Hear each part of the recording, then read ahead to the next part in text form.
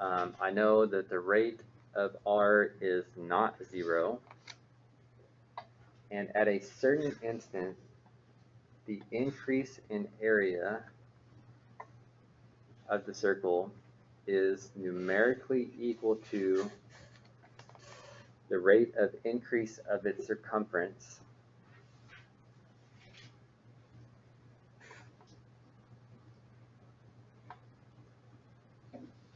at this instant. The radius of the circle is what? Okay, so I know it's talking about a circle. I know it's got some information about r. So I started off with, this is probably the old formula that I need to use. Area of the circle is pi r squared. I took the derivative. So over here, this would be 2 pi r prime. You guys are okay with the r prime? That's the easiest thing to overlook. That's using the implicit, which is also part of this unit. So this is why they said r prime can't be 0, because otherwise both sides are automatically, or this would be 0, and it would just be kind of a boring question. But I got that, and then it's equal to the rate of the increase of its circumference. So the rate of circumference would be 2 pi r prime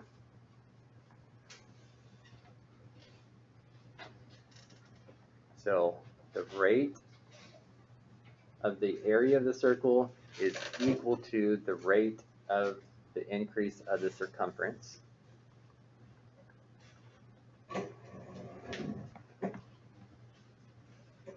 So I set these two equal to each other, divide both sides by 2 pi r prime, 2 pi r prime. This cancels, this stuff cancels, and we end up with r equals, well, if all this cancels, what's left over? 1.